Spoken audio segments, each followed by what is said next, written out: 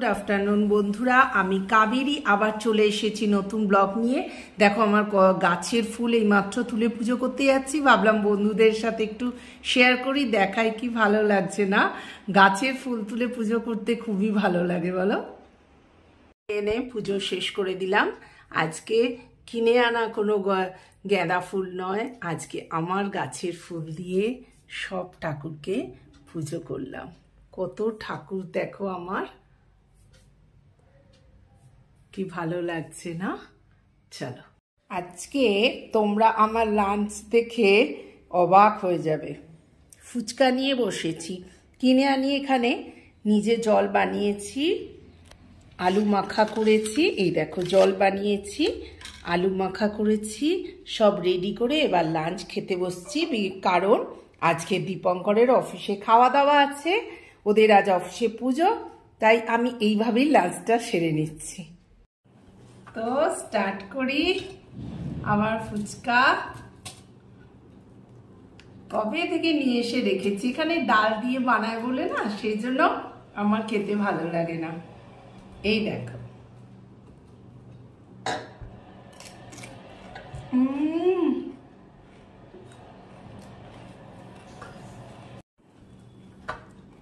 এই ফুচকা আমরা একটা দোকান থেকে আনি, একটা জান্তা স্টোর্স আছে, ওর ফুচকাটা ভীষণ সুন্দর। আর বাড়িতে আমি আলু মাখা করতে একদিন জানো তো দীপঙ্করকে খাইয়েছিলাম, দীপঙ্কর খেয়ে খুব ভালো লেগেছিল।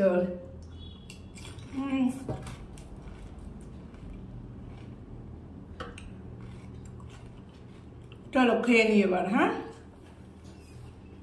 গুড ইভিনিং বন্ধুরা। এখন একটা ইমার্জেন্সি হতে আমাকে চলে যেতে হচ্ছে দাঁতের ডাক্তারখানা।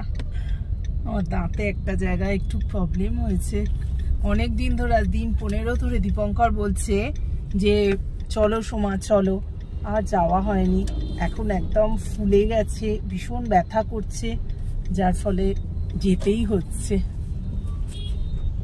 চলে এলাম ডেন্টাল ক্লিনিকে। চলে এলাম, দীপঙ্কর বলছে আগে ঢোকো তুমি।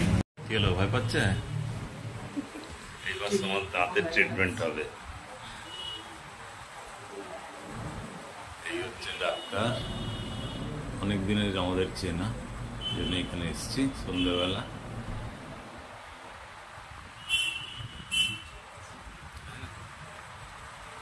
এইবার ডাক্তার বেরোবে, তোমাকে ধরবে। এইবার সমর হচ্ছে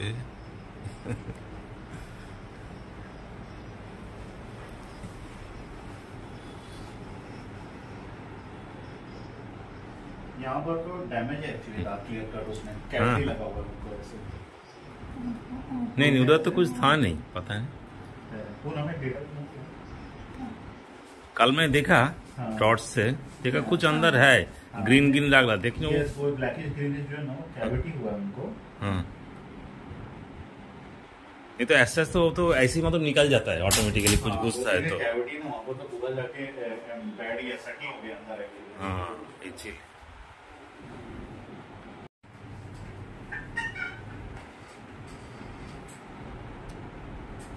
एक्सट्रा।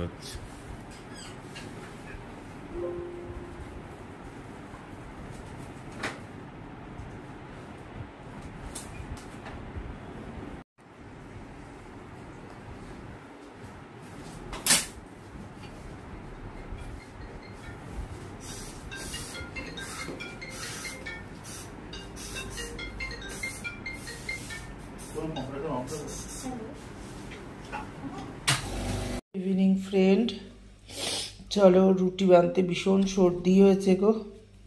তুই 5টা লিচি বানিয়ে নি, আটা মেখে রেখেছিলাম। এই এখন ঘড়িতে বাজে 10টা।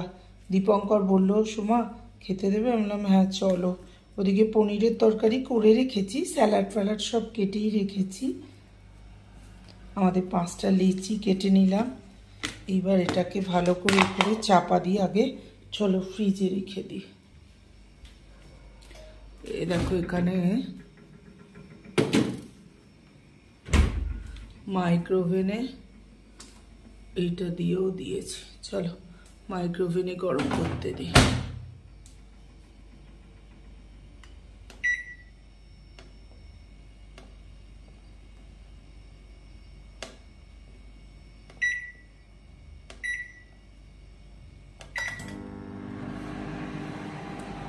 মাইক্রোওভেনে বসিয়ে দিলাম। চল এবার রুটিটা করে নিই। এই এক কাজ না, হয়ে গেল। মাইক্রোওভেনে গরম। চল একটু যদি রুটিবেলা বা রুটিটা একটু শক্ত হয়ে যায়, আমি দীপঙ্কর বলবে সুমা আজকে রুটিটা কেন এরকম হয়েছে। আমি বলি আর কি করব, এক একদিন তো আমাদের হাতে খারাপ হয়েই যায় বলো।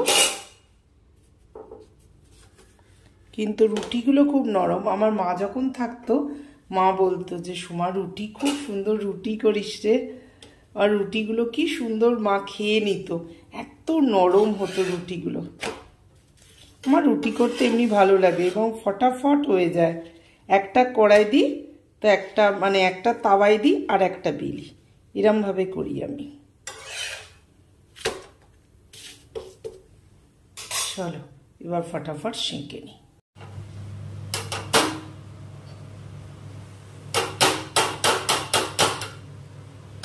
দেখছো কি সুন্দর রুটি দুখোল হয়ে ফোলে।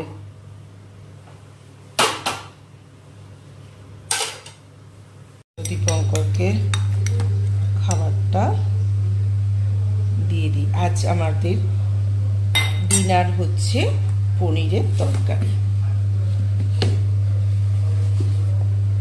এই দেখো আমার ফুলকো ফুলকো রুটি হয়ে গেছে।